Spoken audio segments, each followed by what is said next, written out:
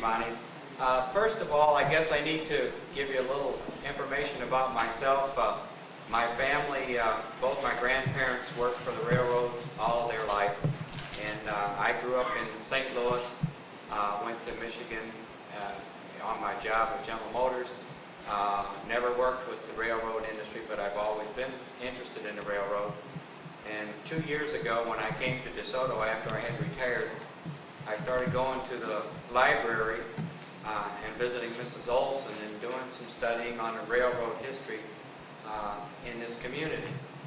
And she led me to the elementary school. I was asked to come to the school and talk to the kids in the 4th and 5th grades about the history of the railroads in DeSoto when they had their history day in the elementary school. And so I prepared this presentation originally for 4th and 5th graders. Pastor Gene told me that he was sure that most of us would understand. It's grown from the time I started it 2 years ago. I'm not an expert by any means on the railroad. It is my hobby, and I enjoy studying it. And I've put this presentation together, and as I said, it's continued to grow because I keep learning more and more about it.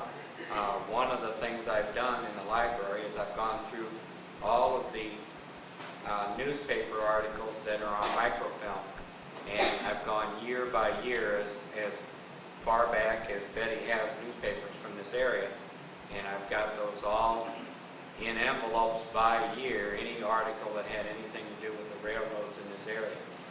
And from that I put this piece together. So to start with, I wanted to explain to the kids to some extent how long railroading had been around. And in order to do that, we have to go back approximately 450 years. In 1550, approximately at that time, France was doing mining in their mines, and they were using wagons on wooden tracks, and they were pulled by horses, and they were guided by a pin. If you can see the pin sticking down from the wagon, it was guided between two boards that were set up vertically, and while the wheels were running on the flat boards on the ground, and they used horses to pull these out of the mines, and that was as far back as I can find anything that even came close to the type of railroads that we have today. By the early 1600s, they were using these kinds of wagons and tracks, and this is where the flanged wheel, as you can see, the boards became smaller on the ground. They were still wooden boards. They were wooden flanged wheels, still pulled by horses, and these wagons were used in the gold mines in Transylvania, which was part of Germany at that time. And they still pulled by horses and brought them out of the mines, and so they could get the gold ore to the market.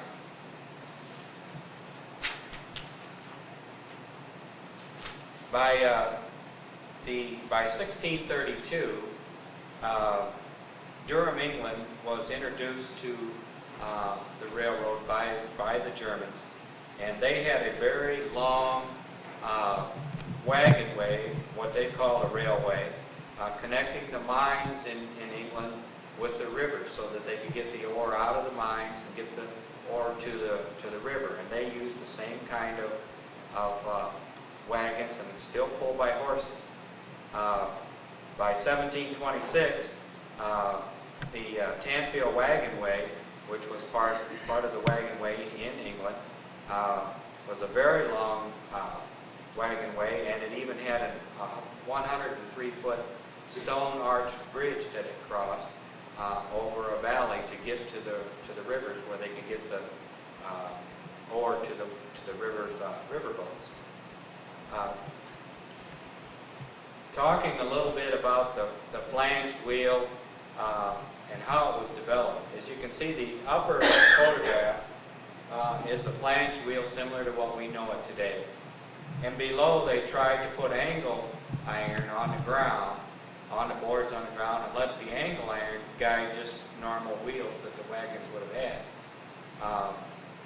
the difficulty that they had in the mines and on their railways was getting the wagons to switch from one track to the other.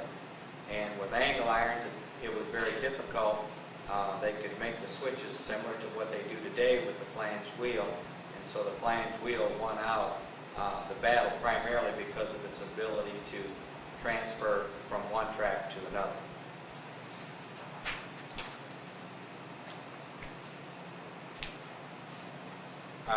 By the 1800s, we were starting to get involved in the railroads in this country. And the very first public freight railroad in the world was in Surrey, was the Surrey Iron Railroad. It was introduced and started in July of 1803, and it was in England. It ran from Wadsworth to Croydon, England. In 1810, the first railroad in North America, it was called the Granite Railway. It was in Quincy, Massachusetts, and it was built by a man by the name of Ridley Bryant, and he used this railway to haul granite to Boston, where they were building a Bunker Hill monument, and they used that granite. They hauled it on the first railway. Again, they were still using horses and flanged wheel kinds of track, but they were still pulling them with horses. By 1815, there was a man by the name of John Stevens. John Stevens, he got the first charter in New Jersey to build the first railroad in the United States. However, he ran into a number of difficulties, financial difficulties, difficulties in engineering and so on, and the railroad he chartered for in New Jersey never actually got built. He had the charter to build it, but he never got to build the railroad. By 1825, 10 years later, he finally got a locomotive to run on rails, self-powered locomotive. It was a steam locomotive, and it was run on an oval track, something like we have around a Christmas tree, in the yard on his property in New Jersey. And if you can look closely, you can see that in the center there's a geared wheel in the center at the bottom, and it actually ran on a cog affair on the ground. That's how it pulled. It didn't actually drive the wheels of the locomotive itself. The motor, the steam power drove the cog wheel, and that pulled the locomotive around. So he built the first locomotive that was run in this country and operated it on his own property. The first railroad to be chartered in the United States and be put into operation was the Baltimore and Ohio Railroad. It received its charter in February 28th of 1827, and it was chartered to be a common carrier in the United States for both passenger and freight.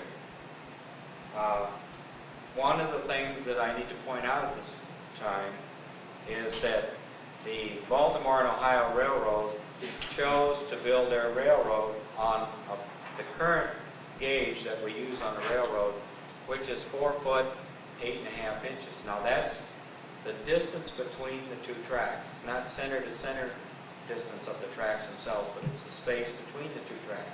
That's what they call the gauge. And the flanges fit down inside of the rails at that point. I point this out because they built at 4 foot 8.5 inches, and I really believe, I have no evidence of this, but I believe that that was chosen because the rails were probably set at 5 feet center to center, but the gauge between the rails ended up being 4 foot 8.5 inches. There's no evidence to figure out. I've tried metrics and everything. Europe even used the 4 foot 8.5 inch gauge. Nothing calculates other than it was probably center to center distance on the two rails. The significance of that comes when you find out that 2 years later, in 1829, the South Canal Railroad, the South Carolina Canal and Railroad Company, they were chartered to build a railroad in the southeastern part of the United States. Baltimore and Ohio was chartered to build in the northeast. This railroad was chartered to build in the southeast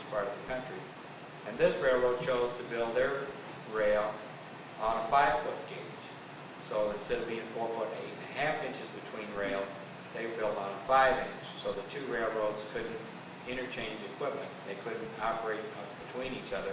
They were completely independent. And that even becomes more significant as the story goes on.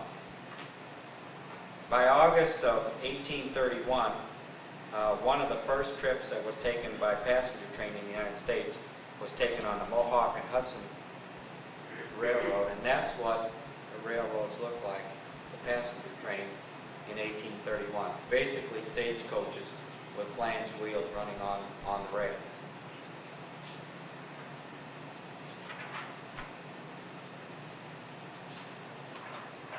By March of 1849, the railroads had now generated some interest in building west of the Mississippi. And the Pacific Railroad, which eventually becomes the Missouri Pacific Railroad, was chartered in the state of Missouri, and it was the first railroad chartered west of the Mississippi. They built track. They were to build track railroad from St. Louis towards Kansas City.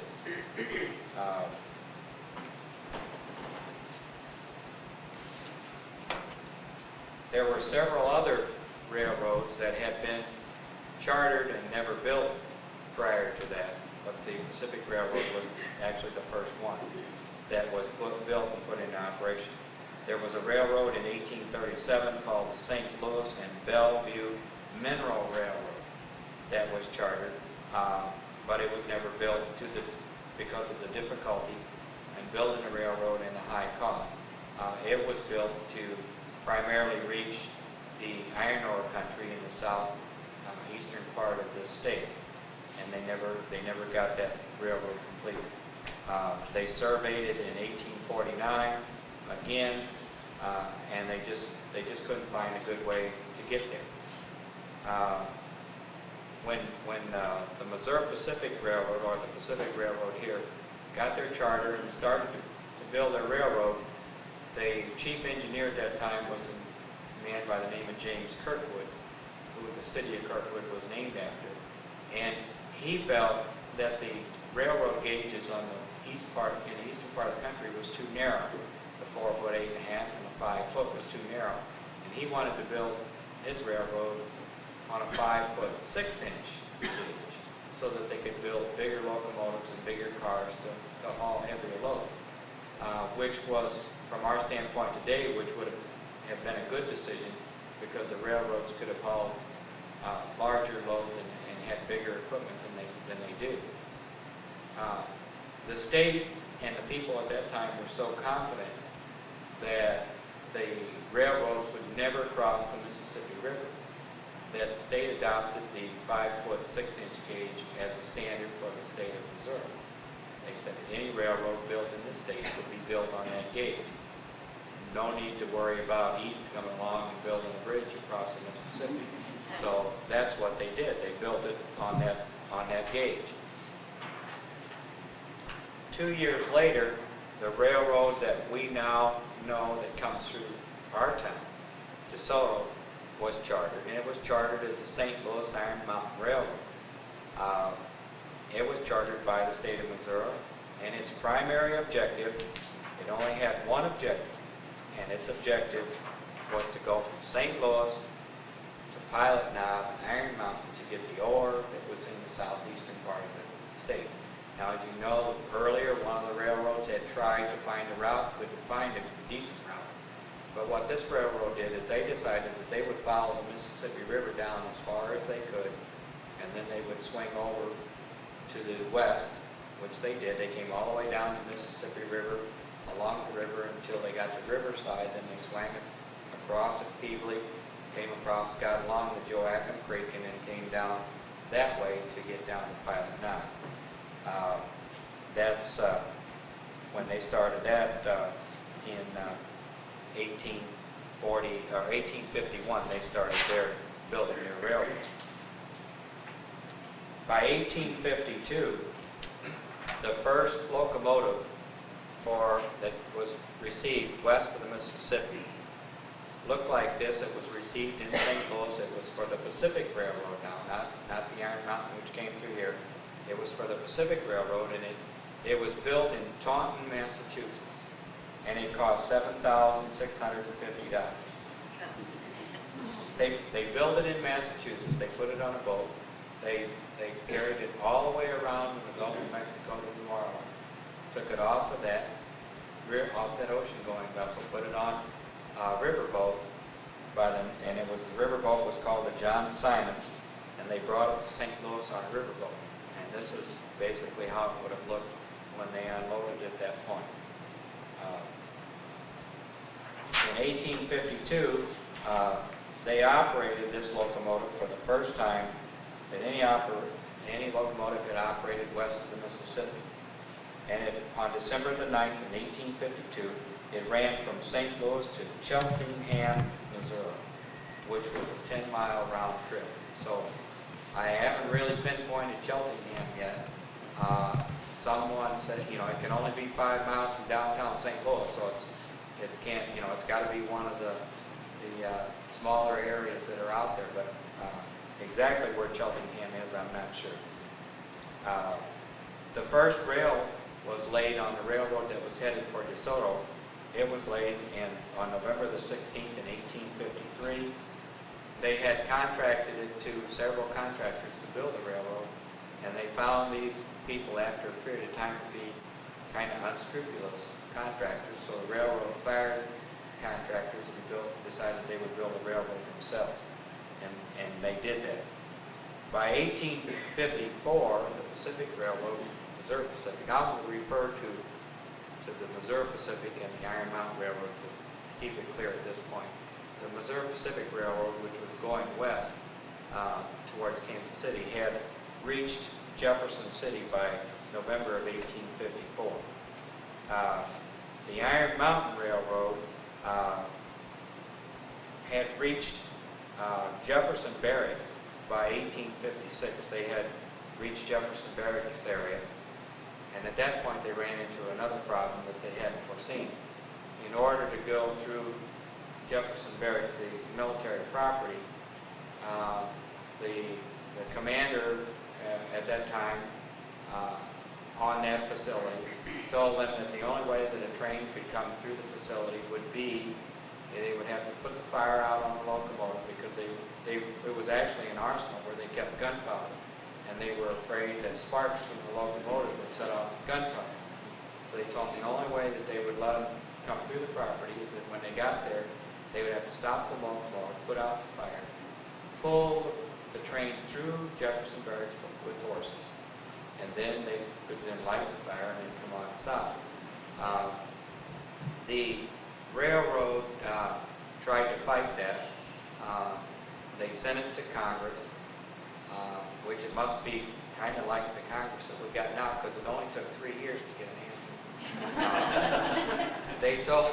They finally come to the conclusion that they would let them come through without putting the fire out on the locomotive if they gave the military people notification of when they were coming through, and there were no weapons or gunpowder being transported or moved during that period of time. They would let them come through Jefferson Barracks with the train. So they did finally get that resolved. In 1857, on October the 10th, the railroad finally reached Soto. They opened up a passenger service on that day. They ran 1 train a day from DeSoto to St. Louis. It cost $1.70 one way and $3 for a round trip. The difficult thing for me to understand is that the schedule of the train, it left St. Louis in the morning and went back to St. Louis in the evening. I would have thought that it might have been the other way to get people from here up there to work, but apparently they were bringing people down here in the morning and then taking them back to St. Louis in the evening. In 1858, there's probably some familiar names to some people here.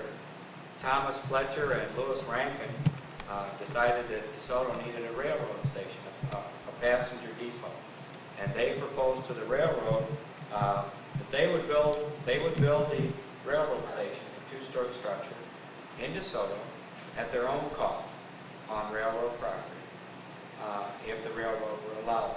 And the railroad came back and told them that they would let them build a railroad station here on their property. However, the railroad held the option to purchase the building from them at any time in the future at a fair market value. And so they were given the approval to build it. They built the railroad station.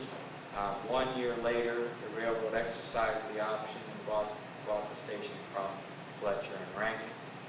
The second floor of that building that was originally built in 1878, or 1850, I'm sorry, is the building that's at the corner of 2nd and Pratt, which St. Vincent's de Paul uses now. That's the second story of that building. They moved it in 1917 when they built the new station. They moved the second floor. They couldn't move the first floor because it didn't have a floor built in it. It was built on the ground, and they had no way to support it, so they moved the second story of the building to 2nd and Pratt.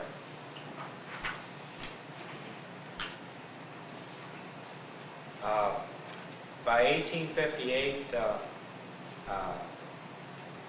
in April of 1858, the Iron Mountain Railroad was completely constructed from St. Louis to Iron Mountain. What they had done after they reached DeSoto, they continued to build south from here, and the railroad for a long time had been building from Pilot Knob and Iron Mountain, building north, and they met at Blackwell on April the 2nd in 1858, and that's where the so-called Golden Spike would have been driven on the railroad that comes through DeSoto. Back in those times, this is a typical locomotive that would have been run on the Iron Mountain Railroad that came through DeSoto. They numbered the locomotives as they received them in numerical order, but at that time they also gave locomotive names. The engineers treated them almost like a personal possession, and each locomotive had a name. There was a St. Louis, and there was a Carondelet, and there was a lot of different names. But number 7 was called the DeSoto, and this is what the DeSoto would have looked like. I have not yet found any photographs of the actual DeSoto locomotive, but this is what it would have looked like in 1858.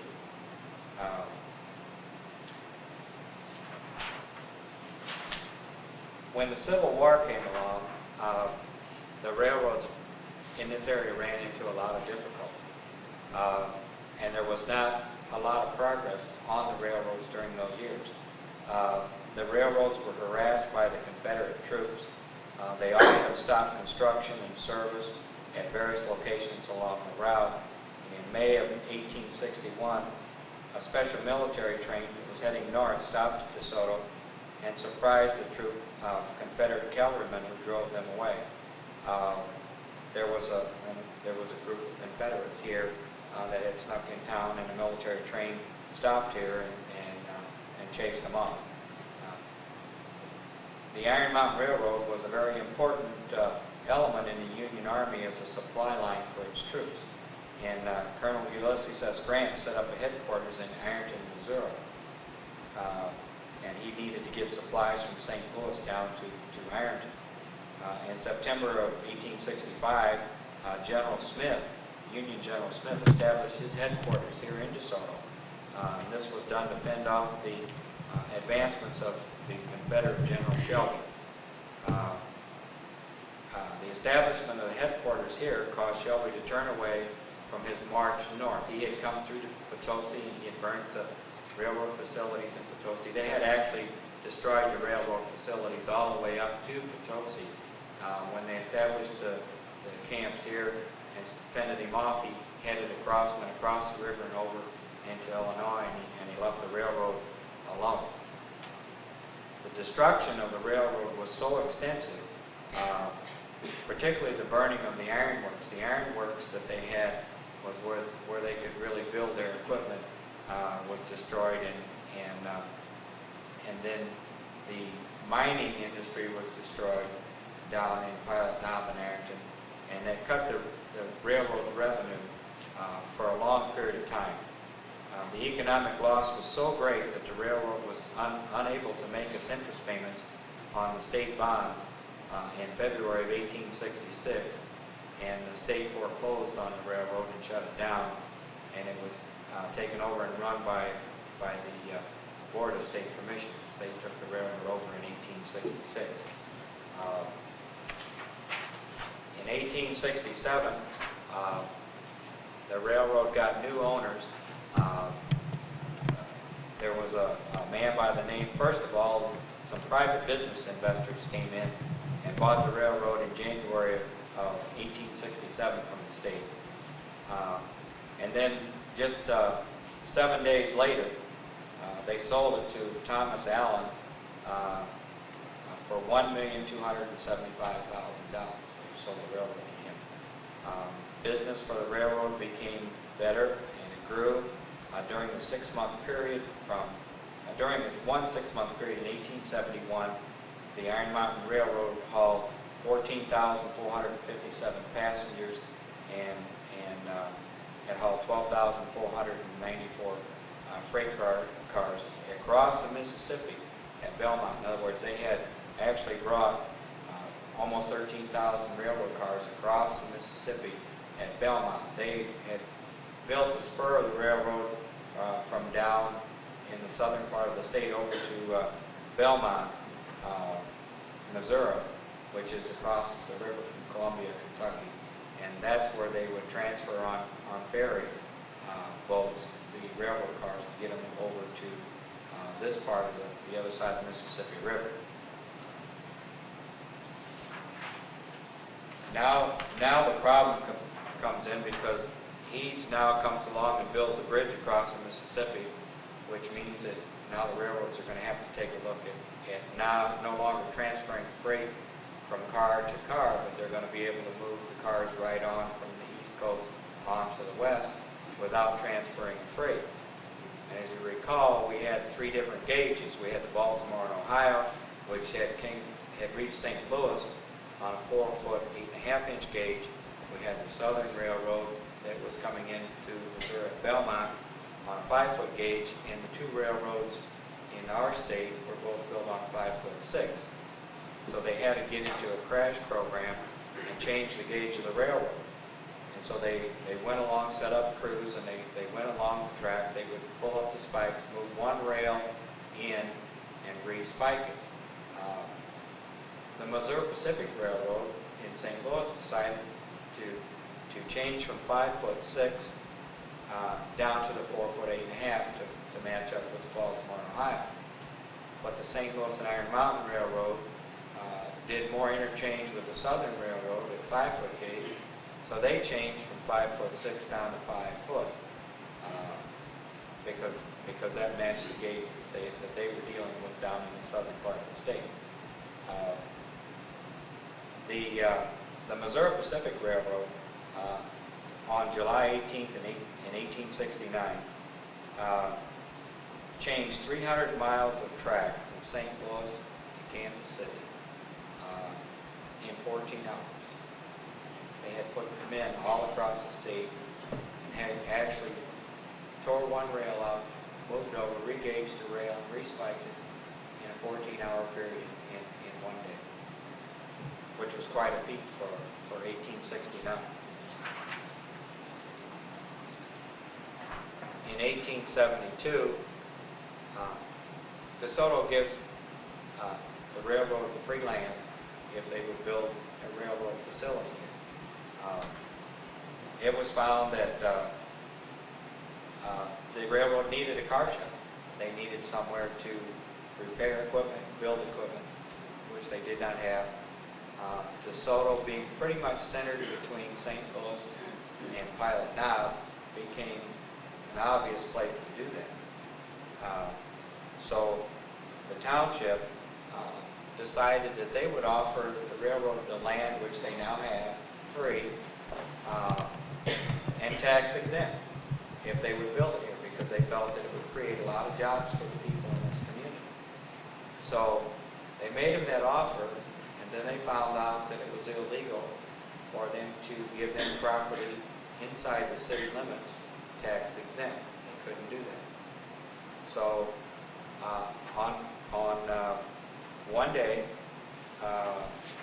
which was August the 12th, 1872, the township leaders went to Hillsborough. They disincorporated the city. They left just for a few moments, drew new boundaries for the city, which excluded the property that they wanted to give to the railroad. And they went back in and reincorporated the city. So for a few minutes, DeSoto wasn't DeSoto. They gave the railroad the property.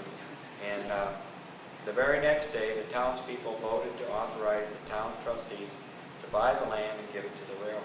So they, I think the bond issue, they actually passed the bond issue that was worth like $25,000 that would give them the ability to purchase the land and give it to the railroad. And that's how we ended up with the shops here in our town. In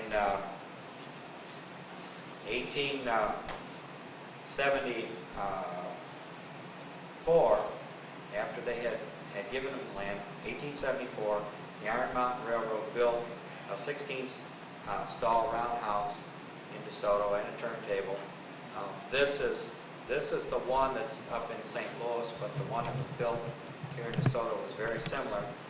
They built 16-stall roundhouse in 1874. 4 years later, they added another 17 stalls, which is 33 stalls. And on their roundhouse, at the way they constructed them at that time, 48 stalls would have been a complete circle.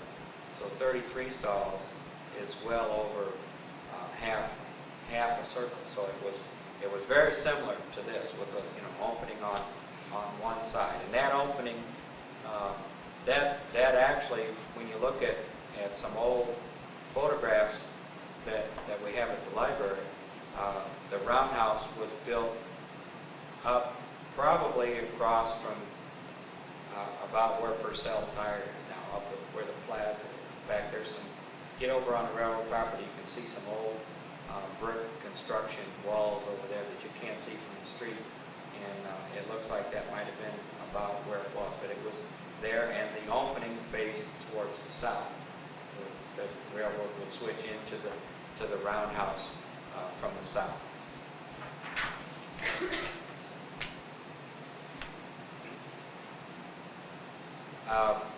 In 1879, we run into another problem. Now the country has established a 4-foot, 8.5-inch gauge, standard gauge for the whole United States.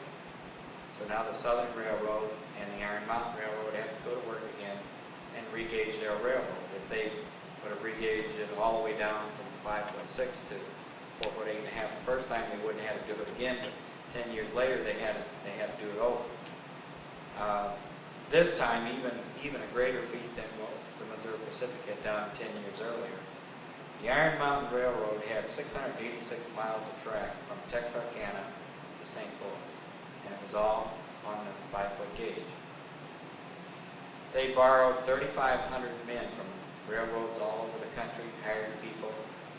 In preparation for this, they laid track, they laid spikes all along the 686 miles of railroad. All of the equipment that they thought that they might need to do this job.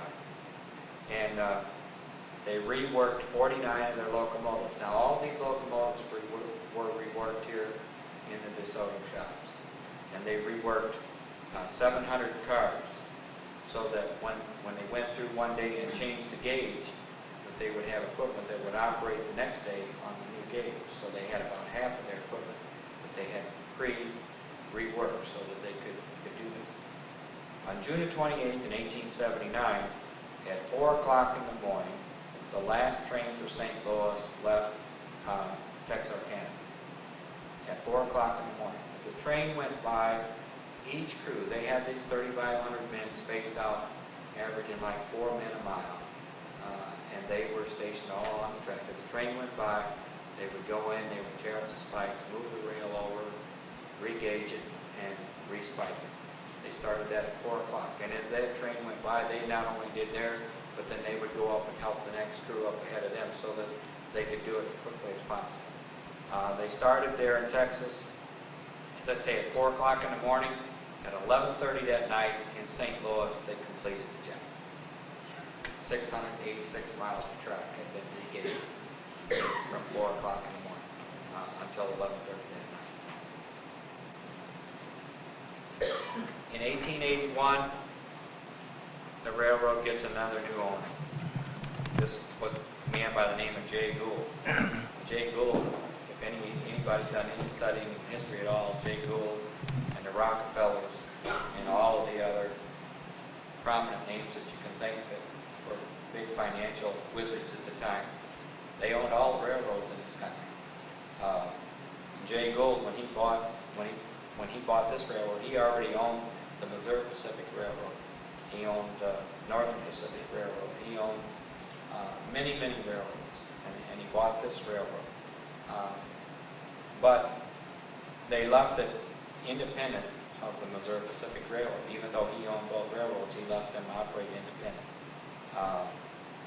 He secured all of the stock from the Iron Mountain Railroad on a 3-for-4 exchange. Missouri Pacific stock, 3 shares of Missouri Pacific for 4 shares of Iron Mountain stock.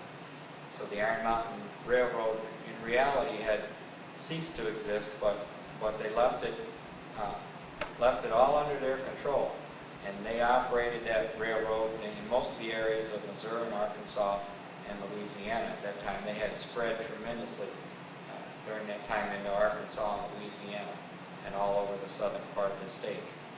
But they let the Iron Mountain continue with its own management people and engineers and employees to operate the railroad. So he didn't just come in and swoop it off its feet. Some of the things that happened between that time and early 1800s I can just review for you quickly. In 1888, the Mississippi River Bonneteer Railroad, which many of you are probably familiar with, eventually became the Missouri and Illinois, which was the M&I Railroad. It ran over in the Crystal City area. It was primarily built for hauling freight ore from the St. Joseph Lead Company. That was its primary goal. It ran from Doe Run to Riverside. It was 46.5 miles of track that they had built. In 1902, there was another railroad. This was an electric railway that was chartered and incorporated to build a railroad from St. Louis to Hillsborough. And it was to be an electric commuter type train. I can find newspaper articles that tell me when it incorporated, when it was surveyed. They say that all the land was bought, the right-of-ways were owned, but they never built it. And I can't, at this point, I don't know why, unless it was because of cost or difficulty in getting it. What they had planned to do was they had planned to build a dam on Big River and build an electric generating plant there to generate the electricity to operate the railroad. By 1905, the Mississippi River Bonneteer Railroad had 19 locomotives and 760 ore cars that they used at the St. Joseph Lead Company. By 1906, the Iron Mountain Railroad had a passenger service that ran semi-weekly in the wintertime from St. Louis to Mexico City. That's how far the Iron Mountain Railroad had developed. Now, it was not all on their own track or their own equipment, but you could get in and go direct without changing equipment. You stay in the same car, passenger car, go from St. Louis to Mexico City. In 1906, along comes another electric railroad. This one was chartered to build a railroad from Soto to Flatbush. Again, it shows that the land was purchased, right-of-ways were all gotten. Was supposed to run down through Valley Mines, down through that area towards Flat River, but it was never built. By 1915, the the Iron Mountain Railroad and the Missouri Pacific Railroad both declared bankruptcy, and they went into receivership.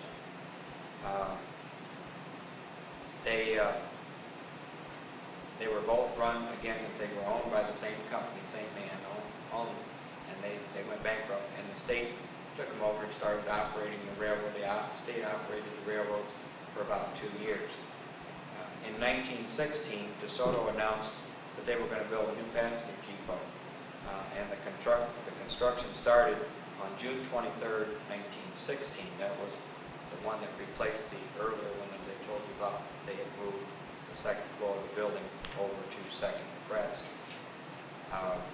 1917, the Iron Mountain Railroad and the Pacific Railroad, the Missouri Pacific Railroad, merged into what was known as the Missouri Pacific Railroad Company. They had reorganized the railroad, and they took the operations back from the state after the reorganization, and they started operating as a new company called the Missouri Pacific Railroad Company. In 1917, in May, the new passenger depot in DeSoto was dedicated in May of 1917, and that's when they had already moved the old depot to Second and Crest. In 1937, the Missouri Pacific Railroad, which came down through here, got their first diesel locomotive. It was number 5,000. This locomotive, 9,000. This locomotive, it was a 600 horsepower locomotive that was used primarily for freight and switching operations at that time. In 1940, on March the 10th, the Missouri Pacific Railroad inaugurated their first streamlined passenger train. It was called the Eagle. It ran from St. Louis. The first ones ran from St. Louis to Omaha, Nebraska. They had two identical trains. They had 7 cars on each train, and they had bought identical new locomotives. And they had one in Omaha, one in St. Louis, and they started operations from both directions on that day. There wasn't a lot of fanfare about it, I guess, according to the articles I found, because of the things that were going on in the world at that time, the war and disturbances and everything. They just didn't feel like it was good business to go out and have a big fanfare on all the steel that they had used to build new railroad equipment for streamlined passenger trains. In the years that followed the Second World War, DeSoto in 1946 made some big changes in the shops here. They needed to, after the war, they needed to have a lot of new equipment built, cars built to haul freight. And after the war, all of the car building companies all over the country were completely booked up. All the railroads wanted new equipment, and suppliers couldn't meet the demand. So the Missouri Pacific Railroad decided to build a car building shop here in DeSoto and start building their own freight cars. And they started doing that in 1947. They started building their own freight cars here in DeSoto. In 1955, the railroad retired the last steam locomotives. Some of the steam locomotives that came through here at the time looked similar to this, and the last ones were run on the Missouri Pacific Railroad on April 7th in 1955. In 1955. In 1961, the DeSoto shops were again virtually rebuilt. They tore down old structures and they rebuilt. They built 7 new buildings here. And by 1968, DeSoto had one of the most modern facilities in this country for building railroad equipment. In 1969, the DeSoto shops employed 300 people with an approximate $3 million a year payroll. one of the largest, I guess this was the largest locomotive that the Missouri Pacific Railroad ever owned. It was an articulated engine similar to the one that came through here back in November. This locomotive was a little bit larger than the one that came through here. It spent most of its life in Dupont, Illinois, over there pulling cars up the grades, or freight trains over in Dupont, Illinois. The wheel configuration was a 2882, which means it had two sets of 8 wheels that were powered. So they actually had 16 powered wheels. The one that came through here in November would have had 12 powered wheels. It was of that configuration. That was the largest one in Missouri Pacific ever owned. In December of 1982, the Missouri Pacific Railroad and the Union Pacific Railroad merged along with several other smaller railroads. And at that time, it became the 3rd largest railroad in the country. It served 4,000 communities in 21 states and had over 22,000 miles of track. At the time the two railroads merged, the Missouri Pacific, with the equipment, track, mileage of track, and so on, was actually larger than the Union Pacific Railroad. But they decided to retain the name Union Pacific rather than Missouri Pacific because Missouri Pacific kind of localized its designation as to being a local in the Midwest, and they wanted the Union Pacific to be a broader aspect, so that's why they chose to retain Union Pacific's name.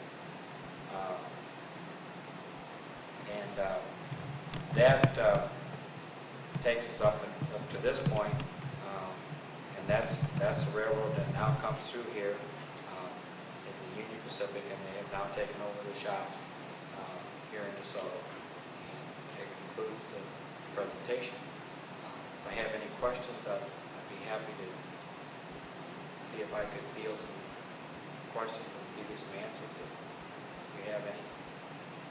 How many are employed down there now? You said back in 1964. I would have to guess it must be around 200 and something. I'm not sure how many they've got down. 225. About 225. About 225 lanes. So it's not as big as it was at one time. There's one caboose that comes through town almost every day. Comes from Bismarck. You probably see it downtown in the morning. It's number 13072. It's a caboose that's kind of a short caboose with like a platform on both ends, long platforms on both ends. Those cabooses were built in the shops here in DeSoto. And it's one of the last cabooses that I've found running around anywhere. It still retains the Missouri Pacific name and everything. Jerry, one thing that boggles my mind is how you can move wheels in on the locomotive from 5.6 down to 4.8 and a half. Well, the railroads were a little smarter than us. They recognized that this at some point may be a necessity. And the engineers that were designing the locomotives at that time, when they built the engines, they left enough room on the axles that they could press the wheels in and change the gauges on the locomotives without actually doing a lot of heavy rework. So all they really had to do was press the wheels farther in on the axles to narrow the gauge. I was wondering, Jerry, how much more narrow were like the narrow gauge railroads that were running in Colorado? I was wondering what the width. Narrow gauge railroads in Colorado, most of them are 3 foot. That's what I was thinking. You say that the railroad through Valley Mines never was completed? It did go down to Valley Mines, though, didn't it? Well, I think that was the Mississippi Volunteer Railroad that went down through there. The one I was talking about was an electric commuter kind of train that was supposed to go from DeSoto to Flat River, and that one was not built.